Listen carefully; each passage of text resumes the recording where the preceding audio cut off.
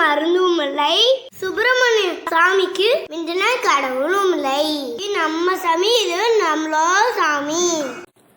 அன்பர்கள் அனைவருக்கும் கௌரிலட்சுமியின் அன்பான வணக்கங்கள். ஒரு ஆண்டில் பெண்கள் கடைபிடிக்கிற விரத நாட்கள் நிறைய உண்டு. அதில் மிகவும் முக்கிய விரத நாள் அப்படின்னு பார்த்தோம்னா காரடையான் நோன்பு.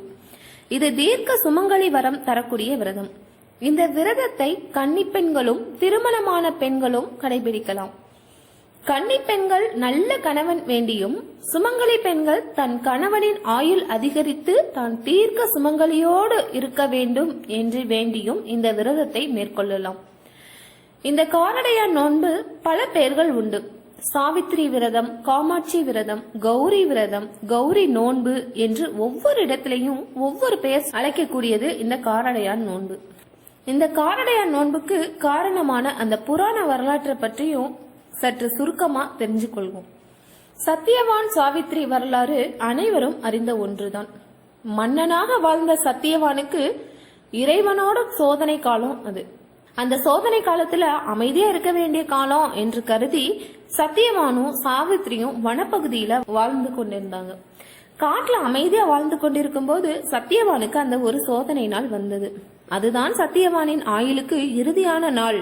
அன்றைய நாளில் மனதில் ஏதோ அழுத்தம், குழப்பமான மனநிலையில தனது பணியை செய்து கொண்டிருக்கிறார்.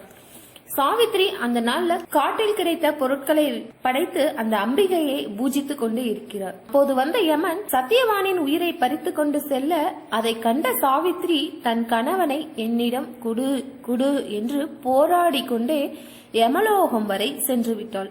இந்த பெண் தன் கணவனை கொடுத்துவிடு கொடுத்துவிடு கொடுத்துவிடு என்று சொல்லிக்கொண்டே யமலோகம் வரை வந்துவிட்டாளே, இவளுக்கு எவ்வளவு ஆற்றல் இருக்கும் என்று யமனை வியந்து போனார். யமலோகம் வரை என்னிடம் வாதிட்டு வந்தவர்கள் யாருமே இல்லை. ஆனால் நீயோ இவ்வளவு தூரம் வந்துவிட்டாய். அதனால் உன்னை மதித்து உன் கணவரை தவிர வேறு வரம் கேள், தருகிறேன் என்று சொன்னார்.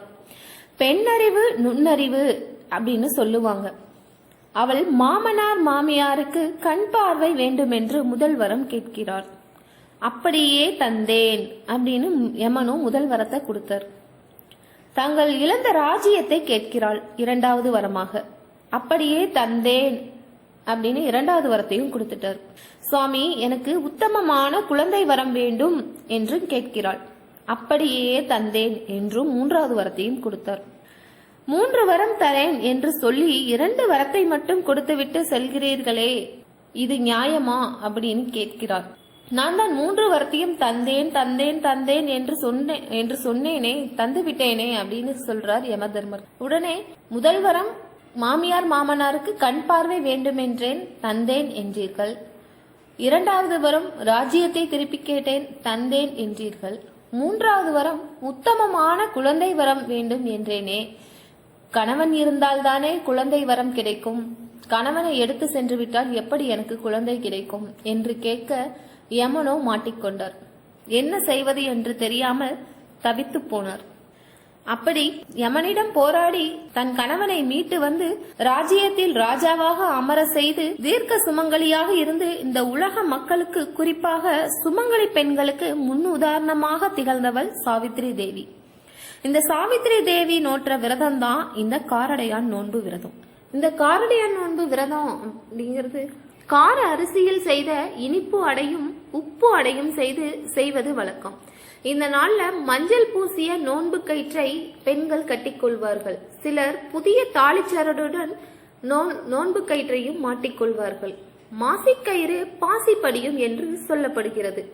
பங்குனி நாளில் இந்த விரதத்தை அனுஷ்டிக்கும் பெண்கள் தங்கள் தாலிக்கயிற்றை மாற்றிக்கொள்வார்கள்.